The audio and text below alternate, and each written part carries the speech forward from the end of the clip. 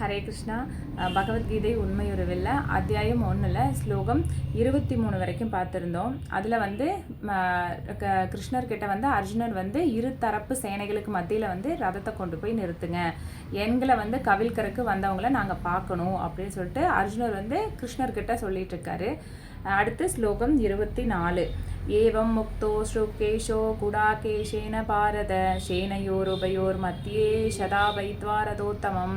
சஞ்சயன் கூறினான், பரத குலத்தவரே, அர்ஜுனன் இவ்வாறு கூறியவுடன் பகவான் கிருஷ்ணர் அவனது உத்தம ரதத்தை இருதரப்பு சேனைகளுக்கு மத்தியில் கொண்டு நிறுத்தினார்.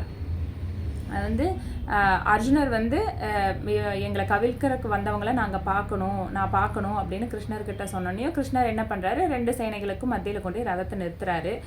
இந்த இடத்துல வந்து அர்ஜுனரை வந்து ஆச்சாரியர்கள் வந்து என்னன்னு சொல்கிறாங்கன்னா குடாகேசன் அப்படின்னு சொல்கிறாங்க. அதாவது அறியாமையும் தூக்கத்தையும் வென்றவர் அப்படின்னு சொல்கிறாங்க.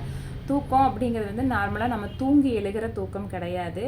ரஜோ அதாவது சத்வ ரஜோ தமோங்கிற முக்குணங்கள் இருக்குது. அதில் வந்து தமோ குணத்தை வென்றவர், அதாவது அறியாமை வென்றவர். தமோ குணம்ங்கிறது பார்த்திங்கன்னா அந்த மயக்க நிலையில் இருக்கிறது, ஒரு சோம்பேறித்தனமாக அதிக நேரம் தூங்குறது, அதிக நேரம் வந்து வேலை செய்யாமல் சோம்பலாகவே இருக்கிறது, தமோ குணத்துக்கு உண்டான சாப்பாடு எடுத்துக்கிறது, அந்த மாதிரி இருக்கிறது வந்து ஒரு அறியாமை குணம்னு இங்கே குறிப்பிடுவாங்க.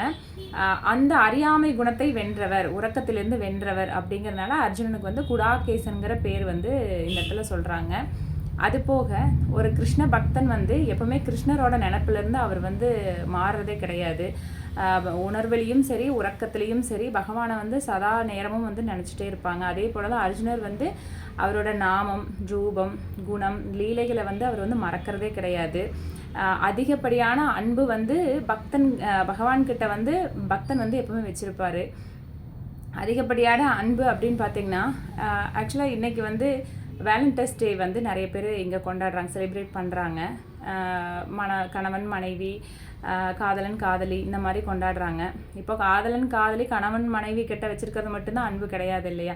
ஆக்சுவலாக இதில் ஆச்சாரியர்கள் என்ன சொல்கிறாங்க அப்படின்னா, இங்கே அதாவது இந்த பௌதீக லோகத்தில் இருக்கிறவங்க வந்து இதுதான் உயர்ந்த காதல் அப்படின்னு நினச்சிட்டு கொண்டாடுறாங்க. ஆனால் இது உயர்ந்த காதல் இல்லை. அதாவது வந்து இந்த பௌதீக லோகத்தில் இருக்கிற காதல் ஒரு மாயை மட்டும்தான் அப்படிங்கிறத குறிப்பிடுறாங்க. எப்படி மாயை ஆகும் அப்படின்னு கேட்கலாம். அது வந்து எப்படின்னா அதாவது வந்து உடல்னால் வர்றது, அதாவது பௌதீகமாகவே நிறைய பேர் சொல்லுவாங்க, நான் வந்து உடம்பை வந்து காதலிக்கல, அவங்க மனசை தான் காதலிக்கிறேன் அப்படின்னு சொல்லுவாங்க. மனம் உள்பட உடல் சேர்ந்தது மாயை மட்டுமே அப்படின்னு வந்து இங்கே ஆசிரியர்கள் வந்து குறிப்பிடுறாங்க. மனமும் மாயை தான் இந்த இடத்துல. மனம் வந்து வந்து ஆத்மாவோட சேர்ந்தது கிடையாது. மனம் வந்து ஆத்மாவிலிருந்து தனியாக பிரிஞ்சது தான். அதனால வந்து மனம் உடல் சேர்ந்தது இருக்கிற காதல் வந்து கண்டிப்பாக மாயை தான் அப்படின்னு இந்த இடத்துல குறிப்பிடுறாங்க. அதுவும் இல்லாமல் நிறைய பேர் இங்கே பௌதீக லோகத்தில் இருக்கிற காதலன் காதலி கணவன்மார்கள் மனைவிமார்கள்லாம் சொல்லுவாங்க, இல்லை நான் அவங்க வந்து உடம்பை நான் வந்து காதலிக்கலை, மனசை காதலிக்கிறேன் அப்படின்னு இன்னும் நிறைய பேர் என்னதான் சொன்னாலும் இதையே திரும்ப திரும்ப சொல்லுவாங்க. நாம் அதுக்கு என்ன சொல்லலாம் அப்படின்னா, சரி ஓகே, நீங்கள் அவங்கள காதலிக்கிறீங்க அப்படின்னா அவங்க ஏதோ ஒரு சந்தர்ப்பத்தில் இறந்துட்டு அவங்க ஒரு நாயாவோ இல்லை ஒரு காக்காயாவோ வந்தால் நீங்கள் அவங்களோட சேர்ந்து வாழ முடியுமா? நீங்கள் தான் உடம்பை தான் காதலிக்கல, மனசை தானே காதலிக்கிறீங்க.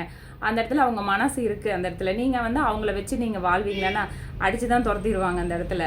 கண்டிப்பாக இது வந்து சாத்தியமே இல்லை அப்படிங்கிறது கொஞ்சம் நல்லா யோசிச்சோம்னா நம்மளுக்கே புரியும்.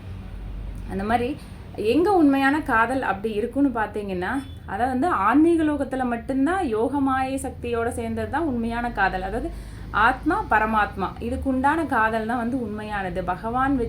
பகவான் கிட்ட வைக்கிற அன்பு தான் நிலையானது. அவர் வந்து என்றைக்குமே நம்ம வந்து இதயத்தை வந்து நொறுக்கிற மாதிரி எதுவுமே பண்ண மாட்டார். ஆனால் அதே பாருங்கள், எந்த மனுஷங்கிட்டையாவது நம்ம வந்து அன்பை வெளிச்சோம் அப்படின்னா அவங்க ஏதோ ஒரு கணத்துலேயோ ஏதோ ஒரு சூழ்நிலையில் அவங்க வந்து நம்மளை காயப்படுத்தாமல் இருக்கவே மாட்டாங்க. அதுக்கப்புறம் சமாதானம் ஆவாங்க. ஆனால் இருந்தாலும் அவங்க காயப்படுத்தாமல் இருக்கவே மாட்டாங்க. எந்த வீட்லேயும் எல்லாத்துக்கிட்டையும் எல்லா மனுஷங்களுக்குள்ளேயும் அது கண்டிப்பாக நடந்திருக்கும். அதை நீங்களும் இதை வந்து இல்லை அது வந்து சாதாரணம் தானே, இது எல்லா வீட்லேயும் நடக்கிறதானே நம்ம வேணால் சகஜமாக எடுத்துகிட்டு வாழலாம். அது வந்து யதார்த்தமாக நம்ம அதை கடந்து போய் தான் ஆகணும், வேறு வழி இல்லை. ஆனால் நிதர்சனமான உண்மை என்னென்னா, ஒரு க்ஷணம் கூட நம்மளை வந்து காயப்படுத்தாத காதல் மட்டும்தான் உண்மை. அது வந்து பகவானால் மட்டும்தான் முடியும், மனுஷங்களால் கண்டிப்பாக முடியாது. ஏன்னா இந்த இடத்துல வந்து கிருஷ்ணா பொசசிவாக தான் இருக்காரு, பொசசிவாக தான் நம்மளை படைச்சிருக்காரு. எப்படின்னா மனுஷங்கிட்ட உண்டான காதல் வந்து நம்மளை வந்து எப்பவுமே காயப்படுத்துகிற மாதிரி இருக்கணும், அப்போ தான் வந்து என்னை தேடி அவங்க வருவாங்க அப்படிங்கிறது இந்த இடத்துல எவ்வளோ பொசசிவாக இருக்காரு பாருங்க. இந்த மாதிரி அடுத்தடுத்து ஸ்லோகங்களை பார்க்கலாம். ஹரே கிருஷ்ணா, தொடர்ந்து கேளுங்க.